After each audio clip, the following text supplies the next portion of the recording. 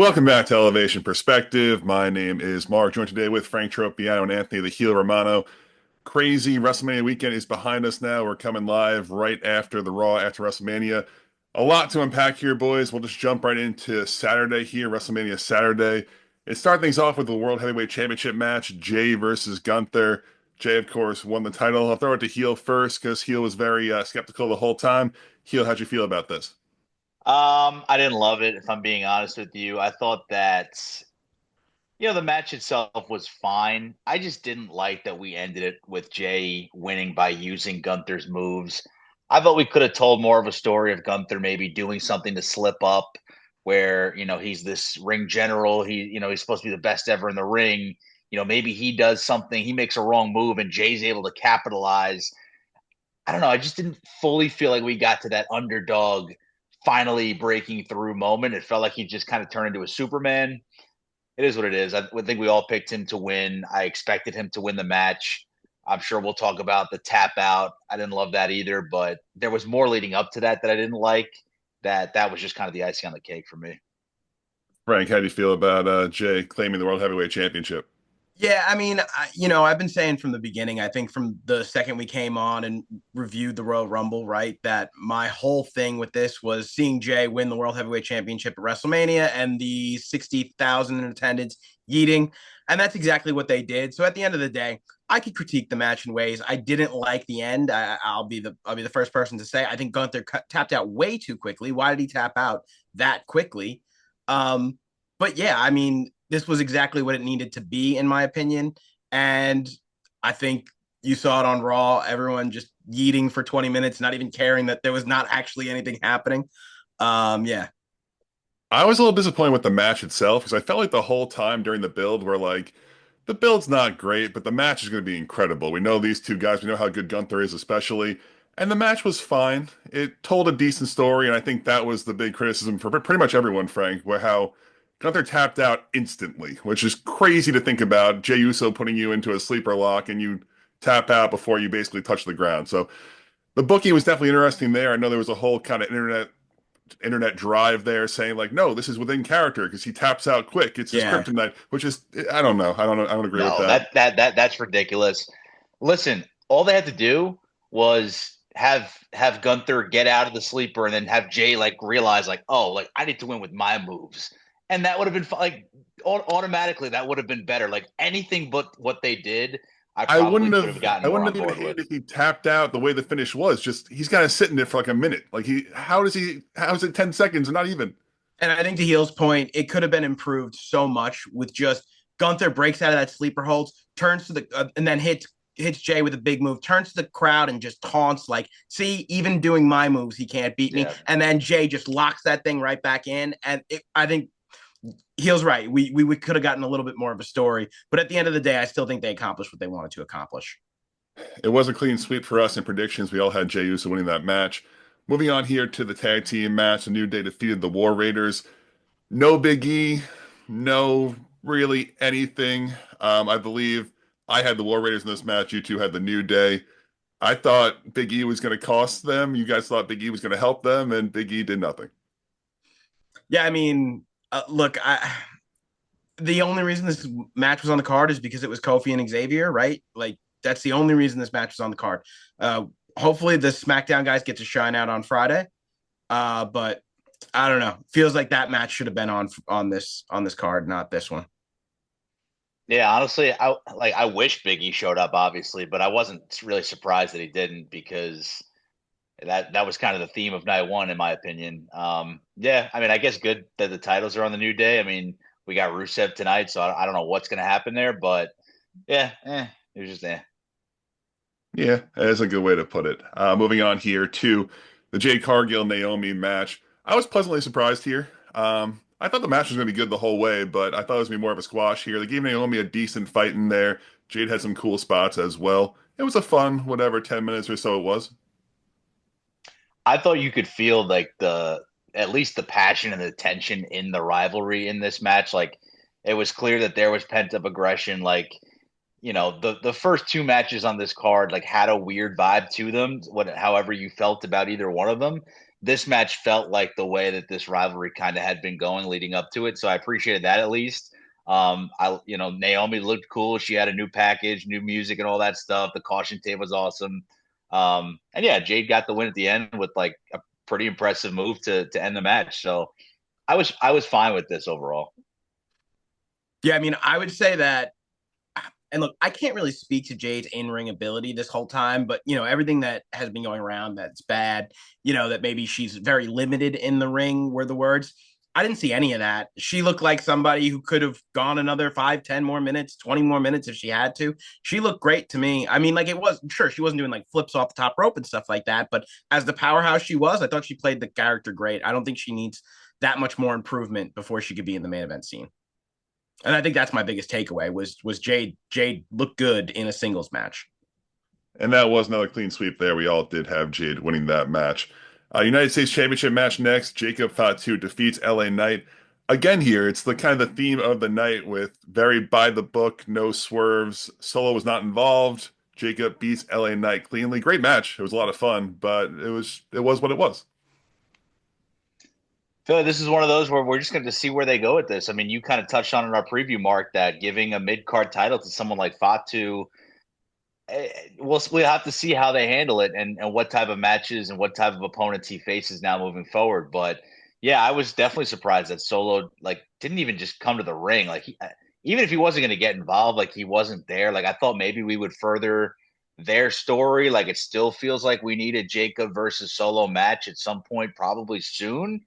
So that kind of, not that it upset me, but again, the theme of this night was I was waiting for something special to happen in one of these matches that we didn't maybe expect. And kind of like you said, everything was by the book. It was a good match. I like this match a lot, but I was expecting a little bit more. Frank, I'll ask you a question kind of bouncing off of that. We're kind of all expecting at some point it will be Jacob versus Solo. Now it's probably for that United States Championship whenever they have that match. Does that lessen that feud, that one-on-one feud, or does that elevate the United States Championship? So I'm kind of glad that Solo didn't show up in this match because I think it would have taken away from what was probably match of the night from an in-ring standpoint. We'll get to the main event in a few minutes, right? But I mean, they were great. And that one spot that Jacob had where he was hitting his finisher and then LA Knight turns it into the BFT. I mean, that was great. Does this lessen the United States Championship? No, absolutely not. I think it went from a strong upper mid card guy in LA Knight to a strong upper mid card guy in Jacob Fatu, who is rising. So as long as the person that takes it away from him is not lesser, and Solo could take it away from him in the long run if they want to do a real slow burn with this, right? And that would be fine because Solo's a strong upper mid card guy. They've established him as that. You know what I mean? It hasn't looked like that as of late, but I think they can get him back there pretty easily. So I don't think it's lessened at all. And Jacob's going to get every chance to make it mean even more than it already does because LA did a great job with it. El Grande Americano defeats Rey Fenix, who subbed in for Rey Mysterio. I don't have a lot to say here. Is there any input here from you guys? I think that this is a shame because I if El Grande Americano was booked to go over, right, then having I think what Heel had said on our prediction show, right, having Ray be the guy that he beat, like who's like the head of Lucha, like across the world, right? It's Rey Mysterio, right? But Ray Phoenix gave him a great match, and it was really entertaining.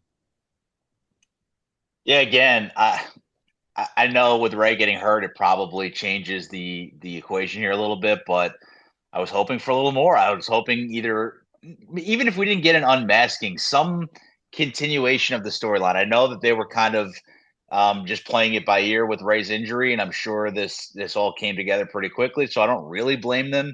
But again, if this is a WrestleMania singles match, it's a gimmick that's still relatively new. Like I was just expecting them to push it forward a little bit more, like give us something to look forward to beyond WrestleMania. Like that match really didn't mean anything in the long term. Like make us care a little bit more beyond WrestleMania. But yeah, I mean, he probably had the spot of the night with his like 450 reverse moonsault thing. That was crazy. For the women's championship match, Tiffany Stratton defeated Charlotte, which I was very happy to see. The match itself, I thought was very sloppy. I felt like they were very kind of like the timing was just off. It felt like there was a lot of different times too where I know wrestling Twitter was accusing Charlotte of kind of sandbagging Tiffany and just like not helping her at all, which would kind of stay true to her reputation. But Frank, you go first here. How'd you feel about this match? It's crazy because it kind of did feel like they stumbled through the whole entire thing, and they were also great. You know what I mean? Like it left me with very weird vibes because even though they were tripping over themselves, they were still doing some really, really impressive stuff. And I think you can just get away with that, when you are as good as the two of them. I thought this was a great match. Could have been if they were just like a little bit more secure in the things that they were doing, right? But still good. Yeah, I mean, it kind of matched the entire rivalry, right? Like the rivalry was messy. They went off scripts, and that's kind of how the match felt, right? It almost felt real. Um, I saw multiple other people comment this, but immediately I was like, are they wearing the same thing? Like even their attire was like weirdly similar to the color. Yeah. So yeah, I mean, I enjoyed the match. I didn't think it was anything special. It won't be on any all time lists, in most likely, but um, they chose to keep the belt on Tiffany, and that's probably the biggest takeaway from this match. I'm sure a lot of people were split one way or the other. I think we all picked Tiffany, if I remember correctly, but they chose not to do Charlotte. So we'll see what happens with both of them going forward. But it does set up an interesting sort of hierarchy there on the SmackDown side. And now for the Saturday main event, the triple threat match, Seth Rollins, Roman Reigns, CM Punk. Seth Rollins comes out on top with help of the wise man, the advocate. I'm not sure what Seth is calling him at this point, but phenomenal. For me, this saved WrestleMania Night 1. Otherwise, I thought it was a very slow, kind of by the book, normal show, but this main event was incredible. Yeah, I thought that last grouping of matches from LA Night on were all pretty solid. But this, I think, put them over the top. I think this made it turned it from a decent, okay show to a really good show, or a good show.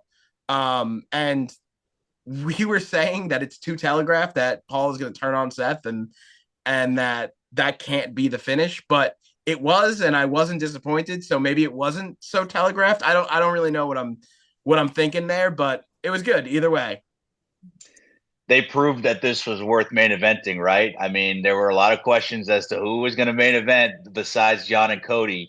And I mean, we'll get to that, but this was by far the best overall match of the weekend, in my opinion. The three of them, I mean, we're just lucky to be able to watch them all together. I mean, the fact that CM Punk is with those two, all the history going back to them being the shield for CM Punk, although that was short lived, like it was just cool to see it all play out, and all of the stuff with Paul Heyman was great. It was cheesy. It was definitely overdone, but that's kind of what this segment needed. That's who Paul Heyman is at this point, and yeah, I mean it was good. They all played their roles perfectly. I mean Roman's facial expressions, man, like he's something else. Like when he actually is into it, like he has really stepped up his game with how he's able to portray his emotions. I think he's been acting, like doing a lot of like acting practice for his post WrestleMania, post wrestling career. But no, like you said, that was great. CM Punk is great in there. Side note, the video package they played for CM Punk during his Oh entrance was yeah. incredible. I've watched it literally 30 times. So good. And it felt like throughout this match to me, and I spoke to Frank about this, it felt like the right man won in this Roman, Seth, and Punk exchange, where I think we were all kind of split. I actually went with Punk. You guys went with Roman in this one, so no one took Seth, funny enough. Yeah. I was But gonna ask. Sorry to cut you off, Mark. I was gonna ask, who did you guys want to win this match? I wanted Because Punk. I know from the beginning, I was telling you, Mark, that I feel like it's right if Seth wins this match, right? And I was really happy when he did, even though I didn't pick him to win. Peel, who did you want to win the match? I wanted Roman Reigns to win this match because once he low blowed CM Punk and gave Roman the chair, in the back of my head, I pretty much knew what was coming next. But a part of me was actually sad watching this unfold. Like, we're never getting Paul Heyman and Roman Reigns back together again. Like, I mean, not maybe years and years down the road, like for a cameo, but that's it. Like the wise men and the tribal chief are done. And like Yeah, that's a huge turning point in what we're used to with WWE. Like since I've returned back from watching, I took a long hiatus from watching wrestling during kind of the doldrums before COVID. I don't really know anything else in this era. So to me it was a little sad. And Roman only further solidified that in the Raw after Mania that they're very done, but we'll get there as well. Overall, Heel, I'll start with you. Um, Out of 10, what do you rank WrestleMania Night 1 Saturday? I could only give this a 5 out of 10, and that is really only because of the main event. I thought everything else was underwhelming. I enjoyed LA Knight versus Jacob Fatu. I enjoyed Naomi versus Jade, but overall, as I said to both of you, this didn't feel like WrestleMania until the main event to me, and it was just a little bit of a miss. Frank, out of 10, what do you have it? To me, this sits somewhere between 6.5 and a 7. It's a passing grade. I think they did fine. I think they could have done better, but was it enjoyable for me? Yeah, I quite enjoyed a lot of the matches from a wrestling standpoint, at least. Yeah, I'm right there in the middle with you two. I'll say around a 6. It was fine for what it was. It did not feel like WrestleMania. That was kind of what I kept going back to in my head. Expectations are very high for WrestleMania, rightfully so, and a lot of these matches just felt very by the book, but overall, it was still enjoyable, and the main event was incredible. On to WrestleMania Sunday, night 2 here, kicking things off here with the triple threat match for the Women's Championship. Io Sky defeats Bianca Belair and Rhea Ripley.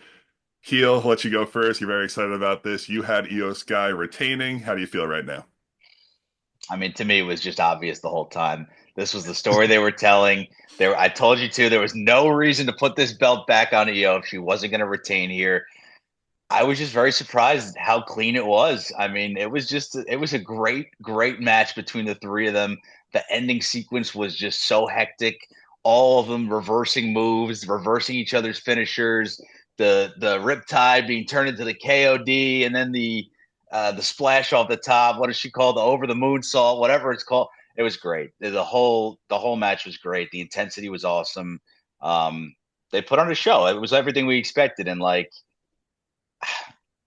I was a little surprised when they counted 1, 2, 3 that was it. Like part of me did expect Bianca or Rhea to come away with this. I wasn't totally sure, but I think it was the right move. I think Io deserved it. I think this was the story they told, and we'll see where it goes from here. And we saw Rhea tonight. We haven't seen Bianca yet. I think she's the more interesting one as to what happens with her going forward.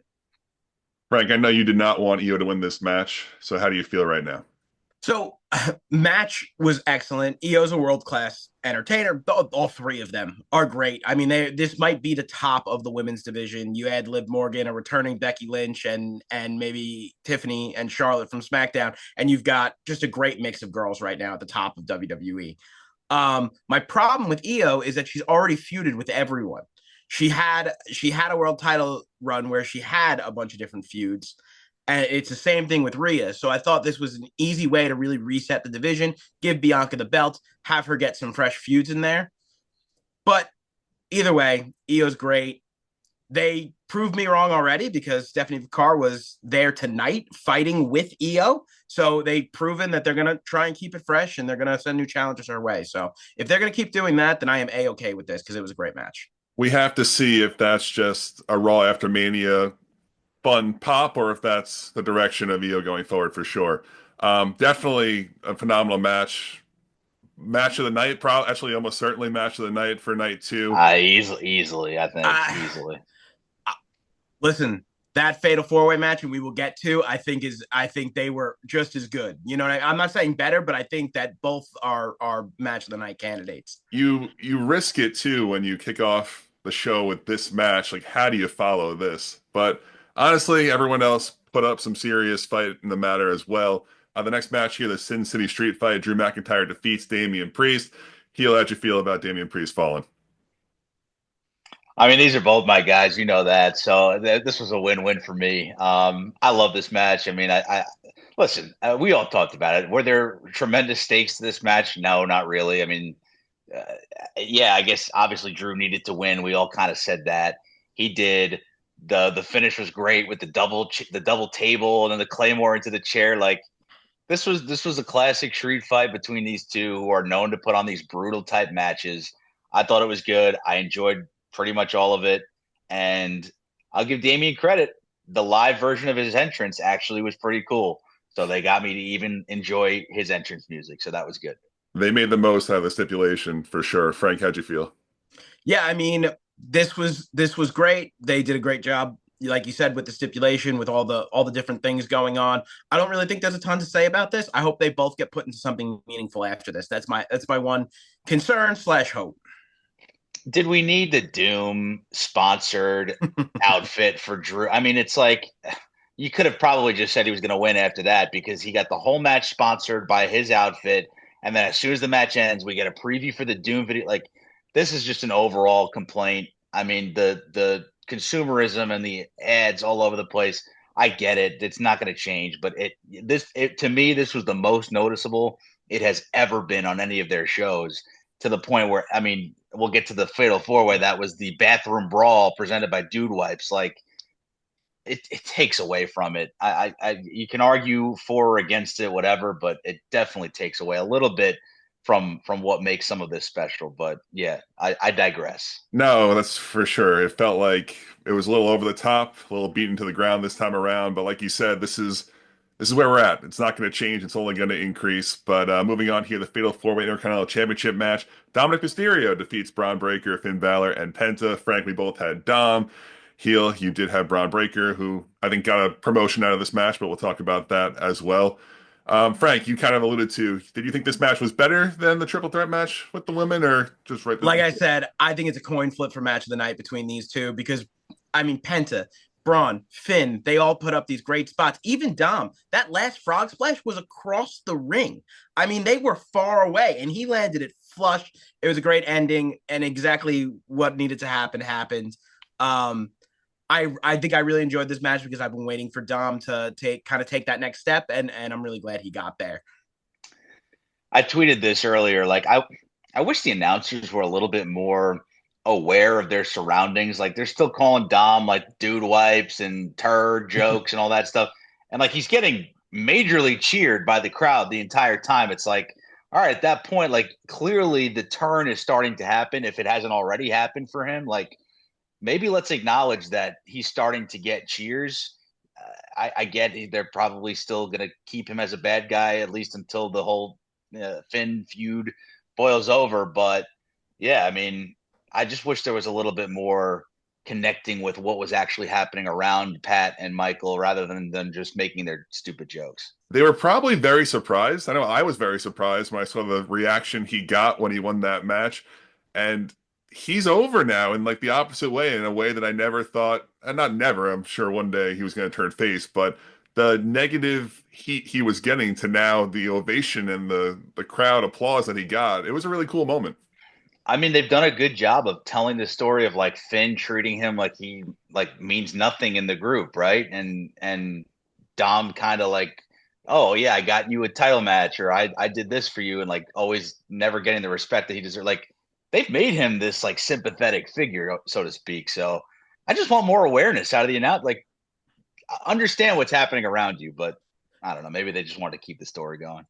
Next up here, we have Randy Orton issuing his open challenge. It was answered by say his name and he appears, Joe Hendry, the TNA champion. Really great pop. Everyone went really excited. I kind of talked to you guys about this. I struggle with Joe Hendry. I know it's a meme. He's like a comedy guy, but he's the TNA world champion. And I know Hunter doesn't care about that stuff, but the way he's treated to me is so confusing. He tweeted about this tonight. I want to read the tweet because like he kind of addressed this whole topic of conversation. Like, of course I'm not going to find it now, but I mean, basically, he's the TNA champion. That's never happened at WrestleMania before. He got some moves in. Like, I get it. Yeah, he was buried, quote unquote, but like, this was still probably like the coolest, like, best thing that's ever happened to him in a wrestling ring. Like, if we're being honest, as far as the exposure and the type of crowd that he was in front of. So like, I don't know. Like, I don't expect the WWE to treat TNA like equals, unless they own TNA. Like, right now, it's just a partnership, right? So I don't know. I'm conflicted about it, but I think it was overall, the I just thought it RKO was after the fun. match. The RKO after the match that really kind of like stuck it to me, where I was like, "Come on, man! Like, he doesn't need to do that." Frank, how'd you feel? Yeah, I mean, I just thoroughly enjoyed this from start to finish. I get your complaint. I definitely understand it, but I think this was supposed to be one of the more fun spots on a card where that had a lot of like dark heel turns and stuff like that. Um, and I think it delivered. I think it was just a ton of fun. From the second Randy his music hit, you got the crowd singing. He gets to the ring. Then the song hits. Joe Hendry does his turnaround thing, and everyone's loving it from start to finish. So I just enjoyed it. This was a 10 out of 10 match for me. Did you see this? Did either of you see this coming? I really did not even give one thought to it being Joe Hendry. No. No, not at all. No, we talked about the names in the preview show where we're like, all right, it's going to be Solo, Sammy, Nick Aldis, Rusev, Aleister Black, one of these By, guys. by by Sunday, I was fully expecting Rusev, to be honest with you. Yeah, and then listen, great pop, great secret too. No one dropped that Yeah. beforehand. That was not leaked out. So, I mean, that was very cool. Logan Paul defeats AJ Styles. I have pretty much nothing to say here. Good match. Yeah, if this leads, I mean, the Karrion Cross cut a crazy promo on like the post show with Sam Roberts. So if that's what this leads to, I'm all for it. Otherwise, yeah, it was fine. Lyra Valkyria needs to find a tag team partner. She does in the form of Becky Lynch. They defeat Liv Morgan and Raquel Rodriguez. Another great pop. And this kind of stood out to me with, like, it was almost back-to-back segments. I think there was one match in between of Joe Hendry and Becky Lynch, two massive surprises where, back to what we were saying earlier, why didn't they have one of these on night one? I don't know. That was weird to me. Yeah, I mean, the Becky thing was crazy because it's like you just assumed they were just sticking that in the dead spot in the night right before the main event, and it turned out to be like a huge deal, more than anyone. I think a lot of people expected it to be Becky, but still, you didn't really know. Yeah, not one could have used really any of these matches would have made it better, but yeah, this was fine. Yeah, again, I think just more fun added to this card. You know what I mean? Becky Lynch comes, she gets the big pop, they win the tag team titles, they lose them the next night. She turns on Lyra. I I didn't think it was going to happen this quick. I figured one was going to turn on the other. It was going to happen within a month, but um, yeah, My immediate reaction, I said it to everyone, to the two of you, I was like, I don't want Becky having it be a tag team champion at all, and that was corrected on the Raw after Mania. So that that was all fine. Moving on now to the undisputed WWE Championship main event of night two. We have Cody Rhodes and John Cena. Oh boy. Okay. John, of course, defeats Cody Rhodes, becomes a 17-time champion. He now holds the record. We'll forever have that lasting image of him and Travis Scott celebrating. No Rock. The Rock was not there. Heel, you go first. I mean, to me, this was a disaster. I hated almost every second of this. I I don't blame you. really didn't. I really didn't like this. I didn't think the match was that good. I think you guys liked the match probably more than I did. I mean, the match was okay. It was just very slow, and there wasn't really anything all that fun about it. I mean, Cena kind of did his move. I mean, he gave him four AAs, FUs, whatever we're calling them now. Cole called it the STFU. He locked that in at one point. Cody was trying to get, his momentum and stuff in. He had a couple Cody cutters and stuff like that. But it just what we got last year was special. The whole thing with Roman was special. The whole thing here felt rushed. It was really only going to be saved by a great match, and that needed The Rock. And when we got Travis Scott's music, I told you both this. Once he started walking to the ring on his own, I had that deep pit in my stomach, like, oh my God, The Rock is not there. Otherwise, why is he not joining him on this walk to the ring? And lo and behold, he was not there. I think they failed. I think we already did the story with Cody being too scared to attack his opponent for whatever reason. I don't know what. He already did that with Kevin Owens. We went through that already with Cody. It to me, it didn't hit the mark, and it didn't rise to the level of what we expected of 17. We'll see what happens. yeah, no, I gotta disagree with the heel here, and the reason why I do is because first off, the match was fine. I thought it was good pacing the whole way through. Especially the very slow start where John was just annoying us, and we were like, "Come on, get to it, get to it." I thought that was great at the beginning. I really have no complaints about the in-ring stuff. I mean, Cena is what he is, and he's an older version of what he was. So I wasn't. I guess I was. My expectations were not extremely high for that. In terms of what John Cena has been telling us for the last few months, 2 months now, since he won the Elimination Chamber, right? What does he had to say, right? He's gonna ruin wrestling and we get nothing, right? Those were the two big lines that he used. Well, last night he brought Travis Scott into wrestling, which no one liked. So you could say that he ruined wrestling, at least for the main event of WrestleMania. And we didn't get The Rock. We got absolutely nothing. So I'm okay. And I get it. It's the main event at WrestleMania, but the John Cena farewell tour, the story that they're trying to tell here is clearly taking precedent over the main event of WrestleMania. And so we're viewing it like it's the last chapter, like we do at every WrestleMania. And I'm not saying No, anyone's it's wrong. the first. It really is the It's first. the first chapter of all of this. It's not the last chapter of all of this.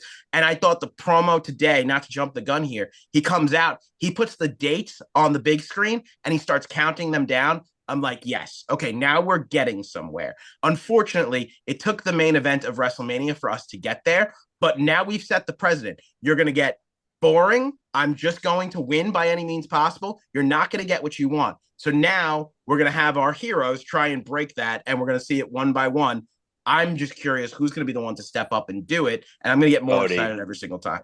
It'll be Cody. Well, No, listen, that's that's definitely fair, and it's frustrating, but I get what you're saying. That's the point. That's what he's trying to do. That kind of boggles my mind that they're willing to sacrifice the main event of WrestleMania for this like furtherment of the character. And listen, it really aggravates me and frustrates me how they portray Travis Scott. This guy's like 110 pounds. He's walking to the ring with a stupid hardcore championship. Like Cody would murder this guy. Anyone would murder. But they the play his second he music. got in Cody's face, he tried to swing at him. Cody was like, "Nuh-uh," and he gave him the crossroads. So they didn't make it look like he could compete with Cody in the ring, But I That's think fine. I didn't. but they Well, made go it look ahead. Go like he ahead. Go could. ahead. Go ahead. Go Sorry, ahead. you're when the right. You're right. music hit though, the announce team's going, oh my gosh, that's Travis Scott. Like I think it's the Yeah. way like Yeah. they're making it seem, and like yes, and I know you said when he was walking out there, you had a pit in your stomach, like oh my god, The Rock's not here. I was the opposite. Cena's in there maniacally laughing. I'm like, oh my god, this is the plan. First Travis Scott, he'll come out, he'll do something stupid, get crossroads, and then we're gonna get The Rock, and it's gonna be crazy. And we didn't get The Rock. The finish was really bad. Like you said, Frank, I see it. I see what you're saying, but again, boggles my mind they would jeopardize and sacrifice the main event of WrestleMania Night 2 for this. Listen, Oh, I think Hunter's proven, right, that if we sit there with him a second, we will definitely get the payoff. But I also think in our minds, and this is right, right? Usually WrestleMania is the culmination. You can look at WrestleMania 40, it was the culmination of 3 years of storyline, right? So usually we get a nice end at WrestleMania, but the truth is that John Cena's retirement tour, right? The greatest wrestler of all time, or at least that's the marquee that they're using for him, right? Is taking precedent over WrestleMania. I can't say, as a huge John Cena fan, that I'm angry about that. I'm disappointed with the main event last night, but I am definitely willing to sit and watch what they have planned. I guess that's what I'm saying. but you know what though? There were two people in this match, and Cody Rhodes, man, like he ate a spear and a spike at the same time. Like this man, like was invincible. And I get it. He ate four AAs. Like I get that Cena did hit a bunch of moves on him over the course of this match, but like a low blow and a shot from the title, and that's it for the pin. Like I was honestly stunned when they counted to three in this match and it was over. Like I thought more was coming.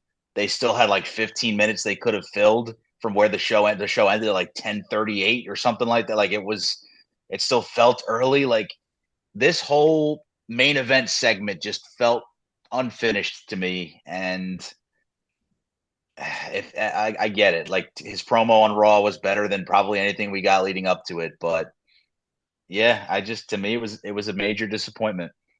And we'll dive into the Raw after WrestleMania in just a moment. But first off, heel out of 10, how do you have WrestleMania Night 2 ranked? This was probably a seven. Clearly hurt by the last two or three matches. You know, the women's tag was fine, but AJ Logan and the main event to me you have to knock it down a few points. Frank? Yeah, I think I'm at an 8.5 right now. I think it was just fun from start to finish. Maybe not to finish, but like I said, I'm willing to sit with the Cena result for the greater good of the run here. So I'll give it like an 8.5.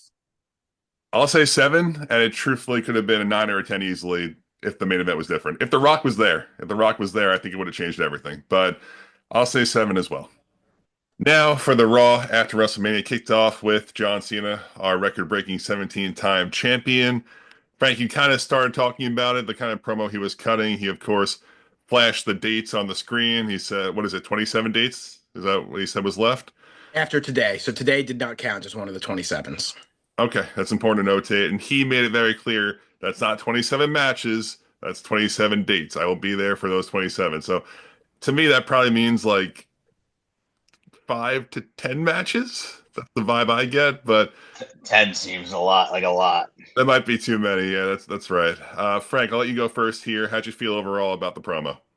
Yeah, I mean, I thought it got us off on the right foot. Like I said, if yesterday was step one, it was a little shaky. Today, step two, promo, and then of course, look, Mark, you telegraphed it yesterday, but it didn't make it any less awesome for me anyway. I didn't think about Randy, but boom, that RKO. He didn't say a thing. You didn't hear the theme song or anything. He just came and RKO'd him. I thought it was chef's kiss. Yeah, it was good. I thought this was by far his best promo, and it's fitting. I mean, he actually has a title now, so like he can actually back up a lot of the things he's saying now, and it makes a little bit more sense after having won the undisputed WWE Championship. The whole thing with the new ring announcer was great. Having him reintroduce himself, like it was good. I thought this was probably his strongest work as a heel yet. I agree with you guys. I thought the dates were effective, and yeah, I'm glad we're getting Randy now. I thought maybe at first that he might be an option to be his retirement match, but the more I think about it, like give that to someone who needs it more. Give it to someone, in the next generation. We could do Randy now in Randy's hometown. All the heat will be on Cena, and we need to get out of Las Vegas because the reactions have not been it from that crowd. Yeah, like you were saying there, Frank. Right when I think Triple H dropped the cover, basically the picture of Backlash, and it was Randy Orton. It's in St. Louis, of course. I was like, oh, that's John. It's gonna be John and Randy for the title. It's gonna be amazing. And I agree with you there, Heel. I think this is more effective than waiting till the end. A lot of people are really upset online that there wasn't a counter promo to John tonight, but I thought it was perfectly executed. Just Randy coming out there, RKO, and we'll see you later. Randy I, will I just show up Randy will show up on Friday and tell us why he RKO'd Cena, and it's not going to take a lot for us to be convinced on why he did it, right? So he'll cut a promo on Friday or next Monday, one day, one of the 27 days that John's not there, you know, um, and and we'll hear from him.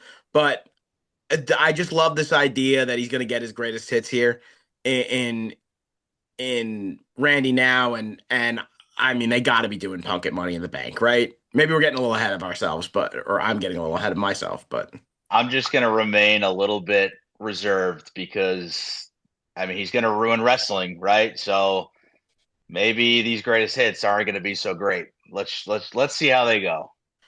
That's fair, for sure. Our new women's tag team champions, Lyra Valkyria and Becky Lynch, defend their titles against Raquel and Liv Morgan. Um, so, no, I mean, the whole time I was saying, like, I don't want Becky to be a tag team champion. It makes no sense to me. And they did it for the pop. It was a good return. And then they, of course, had her turn heel immediately and take out Lyra. Heel, how'd you feel about this? Well, I kind of thought this was the way they were going to go. I thought they were doing Becky, Lyra. I didn't know if we were doing it tonight, but I also saw a lot of people kind of insinuating like, oh, it's going to be Becky's the one who attacked Bailey. Maybe we go right into that. But they kind of like made it seem like Bailey is going to be out for a while tonight. They kind of seemingly wrote her off for a little bit. So yeah, I guess we got a lot of heels right now. A lot of the top stars are turning heel nowadays. So um, yeah, I mean, I guess I'm intrigued. I guess they're going to battle for the women's IC belt. It's really the first real feud we've gotten, I guess. So, sure. yeah, I mean I don't have a lot of thoughts on this one. I just it was what I was expecting about 4 weeks earlier than I was expecting it. Um I wasn't sure if it was going to be Becky or Lyra. I think it was the right call making it Becky. I don't know if we could have taken a heel Lyra seriously, but we could definitely take her seriously as a sympathetic babyface. And I also thought she had a great showing in the match yesterday too, in the tag team match. So It's and weird how tonight. it's weird how we got here. How we took Bailey out of this match for kind of no reason, and then we just for that pop for Becky. And is Becky gonna get booed? Like I know she's like a big heel now. Like is she gonna get booed? I mean, we're gonna need more. We're gonna need some good promo work, right, to actually convince us that she's worth booing. Um, I don't know because I don't know if people really care about Lyra enough yet. I think people are getting there. You're hearing more and more woos during her entrance, but like they came out to Becky's music tonight, so I don't know. Yeah, I mean, you ask why are we doing this? Um, I mean, why did they do that in the at WrestleMania yesterday, right? They did it because the man came around and she decided she was going to be there, you know? So, I guess that's what we'll have to go with then. Next segment here, it's a new day. It's a Rusev day, the return of Rusev. Pretty poorly kept secret. I think we were all expecting this to a degree, but it was cool to see Rusev back. I'll tell you what, we Yeah, got Rusev, but we did not get Rusev Day. That is not Rusev Day in that ring. There is no one's fun, no one wants to be cheered. He just wants to eat people and he started tonight and he looked pretty dominant. yeah, I am intrigued. I saw some, hints as to maybe who his partner might be coming up. A lot of Sheamus rumors. If that's really where they're going to go, and they're going to maybe enter a feud with the New Day, I think that could be interesting. I think the Raw tag team division needs a little juice right now. So, sure, why You're not? saying a return of the League of Nations? Well, don't even get me started with the new acquisition of AAA and who their champion is. I'm not even going to go there, but maybe. Is that Del Rio? Is that what you're saying? Yeah, it's I, or I, didn't- I, didn't- Alberto Del Patron or however. Yeah, he's their world champion right now. I And wouldn't you expect to know, see him on Monday Night Raw coming up, but Wade Barrett is sitting right there on commentary on Friday this nights. is true. it's This is all coming true. Uh, together. And maybe on Mondays now after what happens later in this show. that's true. That is true. Io Sky, of course, retained her title at WrestleMania Sunday. She then fought Stephanie Vaquer, which is pretty cool. Like we said previously, they do these kind of post Mania, Raw to Mania, like big call up, surprise, fun matches. I don't think this is like an official call up for her. I think she's still in NXT, but it was a lot of fun. Yeah, they teased all of them, right? Because the match kind of ends in a no contest. Roxanne and Julia come out, and it kind of is like, oh, like this is the new blood here. Like, are they actually going to do something with this? But I think they all have a match tomorrow, right? Or I don't know. You guys probably know more than I do. Yeah, I think the way that this probably shakes out is Stephanie Vacar stays down, stays NXT Women's Champion. Roxanne's already wrestled on the main roster. It's time to just kind of commit to her being up and use her a little bit more. Julia's the wild card to me. They could keep her down, they could bring her up. I think she was one of those that came in already pretty seasoned, and that NXT was going to be more of a short term thing. And I think it's going to be the same thing with Stephanie Vacar too. But right now they just have no one to take that mantle. So I think she stays down. The other two come up. What was the point of Rhea there tonight? Was it just to put over the fact that she's acknowledging EO as the champ? Rhea, the super angry baby face, needed to pay her respects to Io. It's a bad Listen, character. I know. I look, if we ever had anyone watch this show, I would get killed for this. It is one of the worst I don't characters think on you're alone. TV. I don't think you're alone no, in I this was at gonna say, all. Frank, I never thought about it until you brought it up last time, and I was like, you know what? It's valid. Like she doesn't There's no really. depth. There's no depth. People Yeah. say Jey Uso is a catchphrase. He is 3 times character developed that Rhea Ripley is. I don't know about that either, but Uh, I think you jumped the shark a little bit there, where I was agreeing with you with Rhea, and then we went somewhere else with Jay. But speaking of which, great segue. Jey Uso is your new champion. I found this weird, this segment here, where I mean, he came out and the eat stuff. That was the purpose of the segment. The crowd went crazy. Sami Zayn was out there. Jimmy Uso was out there. Kind of felt like for a second they were going to turn Sammy, and then nothing really happened. I thought they were going to turn both of them for a second. I mean, all right. So let me preface this by saying I was pleasantly surprised to hear Sammy's music. I was not expecting that. going into this episode, I kind of was starting to think that Sammy was going to be joining with Seth's new Paul Heyman faction. Um, I started to think back to like the phone call that got disconnected, and like Sammy was involved with that. Sammy and Seth were really buddy buddy against Punk, kind of leading up to Elimination Chamber times. Like, I don't know, that I was kind of thinking like maybe that's going to be a big reveal, because Paul said before like there might be someone else, so they teased a new member. Then he comes out there, and I'm like, oh wow, like is this now? Like, is he? What's going to happen here? And he kind of looks at him, but nothing happens. They just kind of celebrate and yeet to the back, and that's it. It felt weird. There was tension. I don't know if it's real or not, but there was definitely tension amongst the three of them. And to me, it felt like Jimmy was also involved with it, which I don't know. All I have to say is this was this was really well done in the fact that Heel's right. That stare, I don't know about Jimmy. I don't know if I'm willing to go that far and connect that dot, but that stare that Sammy had, he looked like he was gonna do something, and then Jimmy's music hit, and then it's like, oh, I gotta smile again, and I gotta not kill Jay because Jimmy's coming down the ramp. But it for a split second, and the crowd even was He like, jumped off that turnbuckle ooh, really early. right. Like they were up there yeeting, and he jumped down really for no apparent reason while Jay was still up there and had his back turned. Like, mm, Sami mm. Zayn was a level of superstar who I expected Jay to start a program with. That kind of upper mid card guy that kind of feels like the proper matchup for Jay. It frustrates me again. There was no right answer there. We kind of talked about that, where like, is that AJ Styles a spot? Like they're gonna have to find a guy to kind of essentially feed to Jay here. It frustrates me that it's possible. That's probably Sammy. I don't think it is going to be, at least not Backlash. I think if Sammy is an opponent for Jay, I think it's going to come after Backlash. Like I think they're going to be buddy buddy for a little while, and Sammy's going to have to get, you know, miss maybe Backlash like he missed WrestleMania, and then take his anger out somewhere. I think again, who knows what's going to happen as we get later in the night. I have a theory, but um I don't think it's going to be this pay-per-view. I think it's going to be somebody else for Jay this pay-per-view.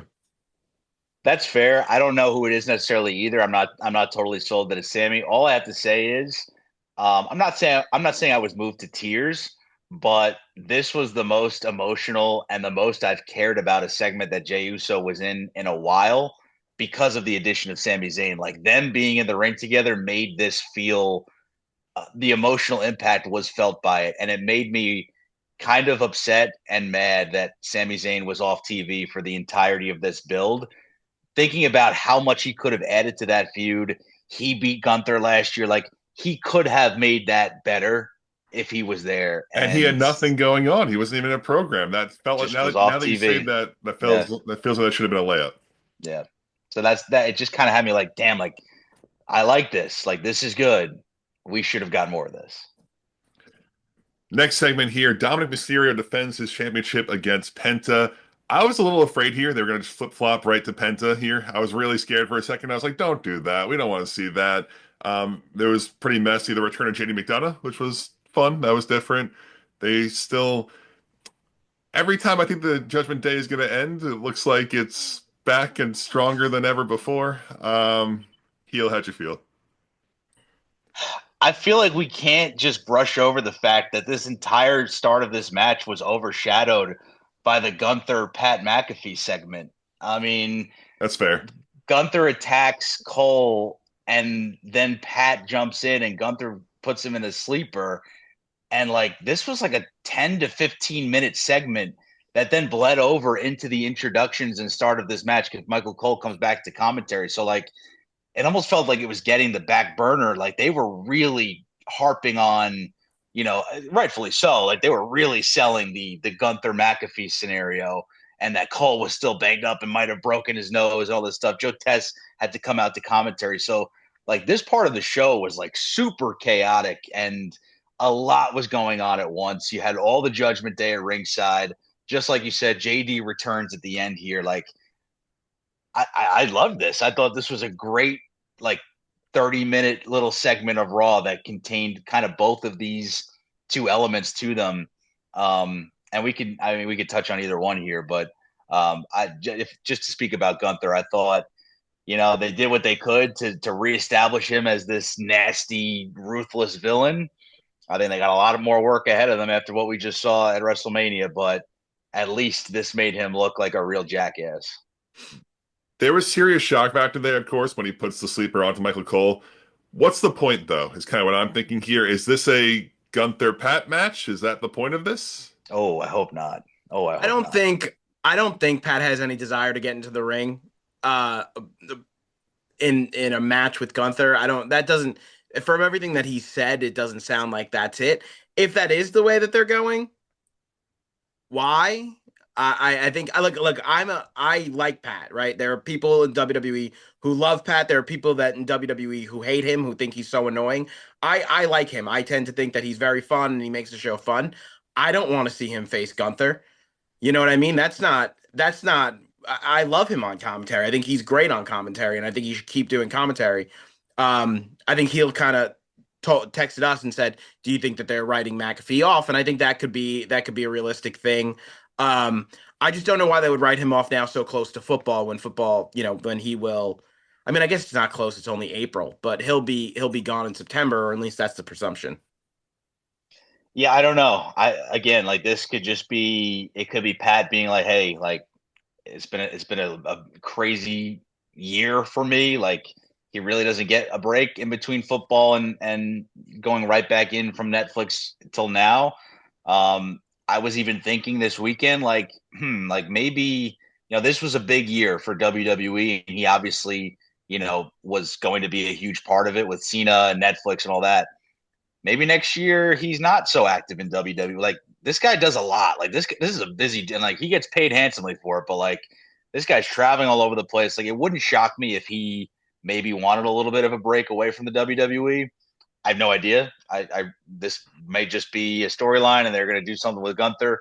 Kind of like you said, Mark. I don't really know what this sets up. Maybe next week someone comes to McAfee's aid. Like you have to follow up with this because they made a huge deal about it on commentary with Tessitore. So I don't know. I was trying to theorize it too, like just listening to Cole's language throughout the whole time. Kind of kept saying like, "I can't let a bully stop me from doing my job. I have to do this for." And like, I get it, but it just where could this possibly lead? That's where we keep going back to, of course. Frank, how did you feel about Dom retaining with Penta? Yeah, I thought it was good. It was a good way to bring JD back, right? Penta takes another pinfall after not taking a pinfall for like the first month, so that's a little interesting.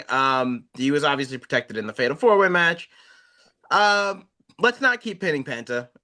I'm okay here tonight, but let's stop with that because he was on such a roll, and I think he's a really cool character. So let's not jeopardize him anymore. Otherwise, absolutely fine that Dom retained. Cool JD spot.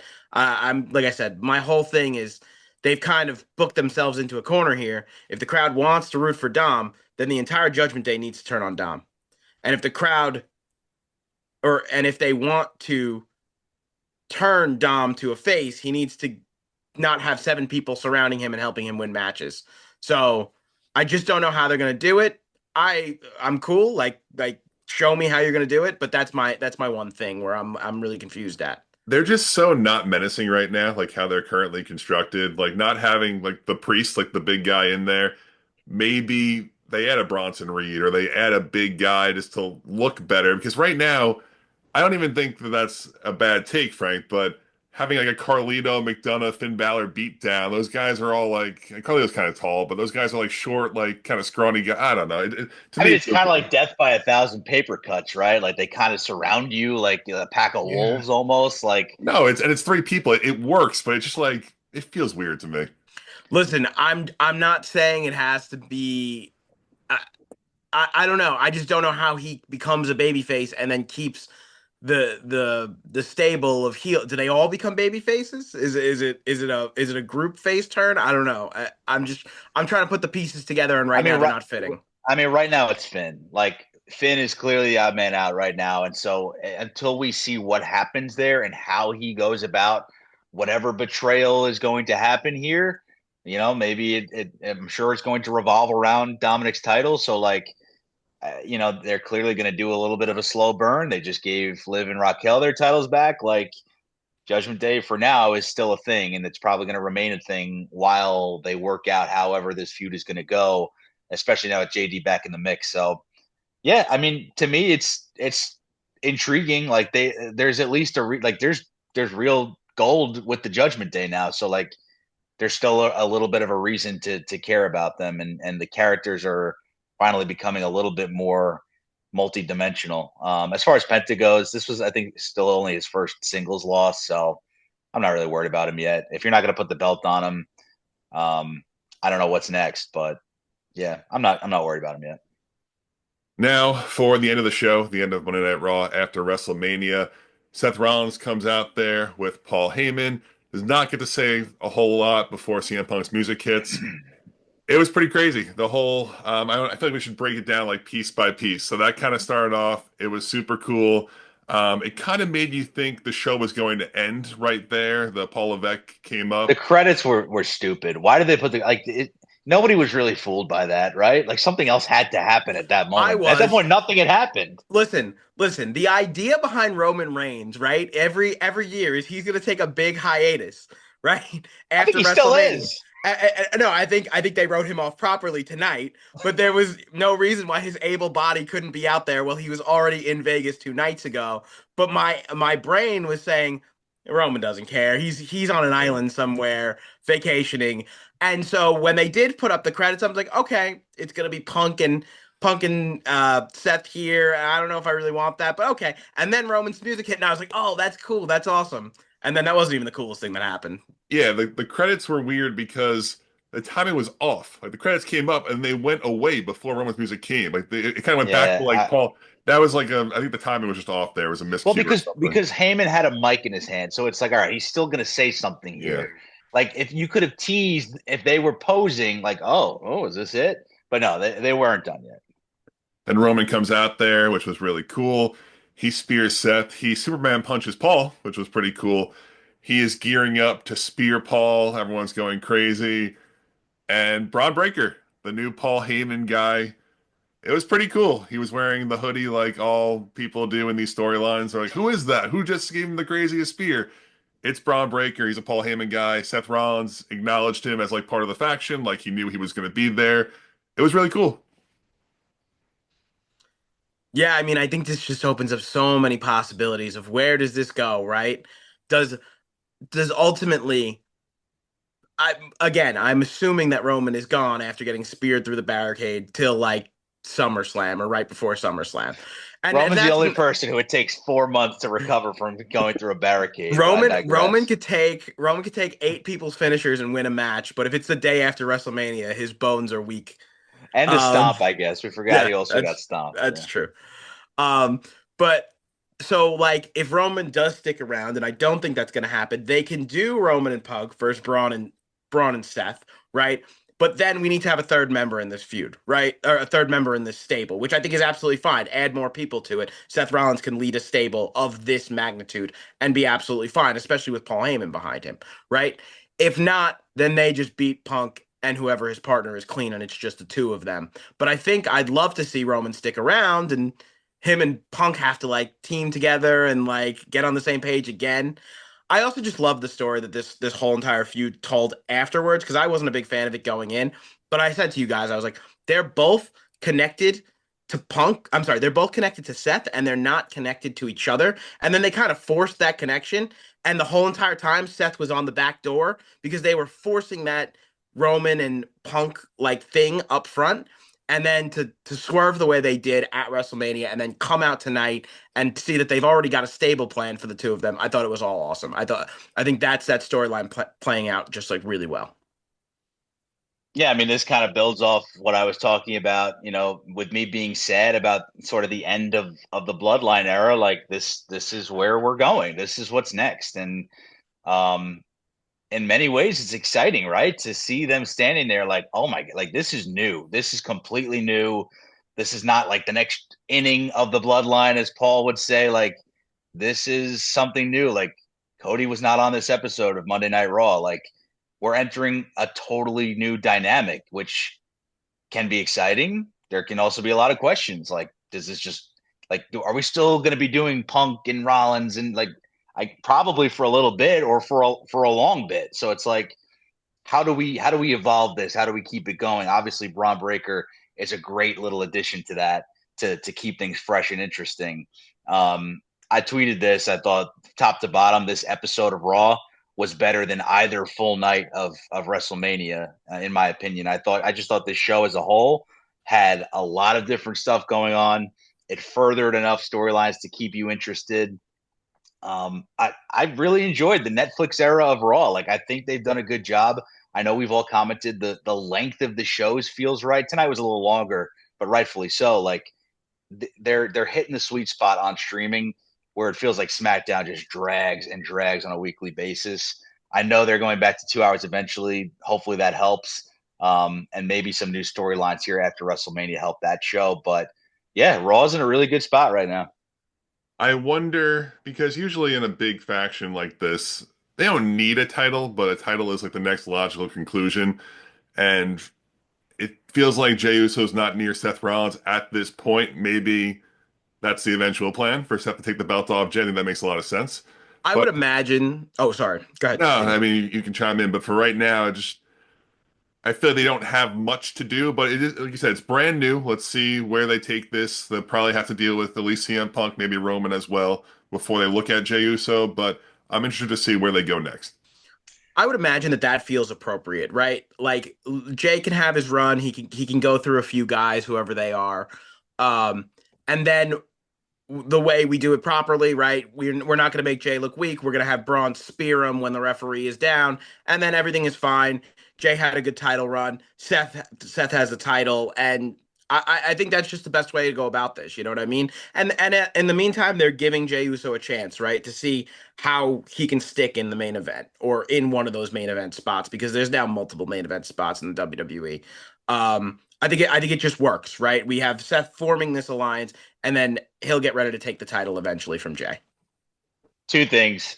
One, do are we worried at all about the crowd reaction to what faction is going to be like? Do we think they're going to be adopted as heels, or are we still singing Seth's song? Are we still cheering him? Because he was cheered pretty heavily when he came out tonight, and I don't think that was necessarily surprising. But I don't know. Do we feel like they had Okay, here's my question.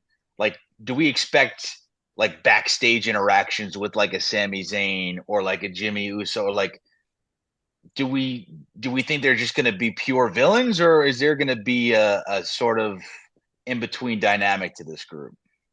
So they're not going to boo Seth Rollins. The cool thing is to cheer for the heels, which people have complained that ruins wrestling to a degree. I think he's still, I don't think anti-hero is the word, but I think he still kind of walks that line because he had a lot of justifications to do what he did. And I think Paul Heyman is the bigger snake here than Seth Rollins in the scenario, of course. So I can see him still having interactions with Sammy. Maybe Sammy's like, "You changed, man," and Punk's and Seth is like, "Nah, I just figured it out," or whatever it might be. I'm sure he's still going to have his interactions. Just he's going to be the heel above them, the way he portrays himself. It felt to me like going into Mania, all three of them had their heel moments, right? Like Roman had his heel moments, Seth definitely had his heel moments, and then Punk really didn't have any, so I guess he was the primary baby face going in. But it was just who was going to take the heel by the throne, who by the what's The the word I'm throat. looking for? The throat. Thank you. And run with it, and it was Seth Rollins. And so I do think he's more of a heel than a baby face, but can they get the crowd to boo them? I think it'll all depend on who they're putting them against. And I think a CM Punk Roman Reigns tag team could be enough to boo them. But what happens after, I think, is what I'm more concerned about. Because you're right. I don't want to boo Braun Breaker right now. That spear was awesome. My only other point is John Cena going to SmackDown then? Maybe. You think that's one of the 27?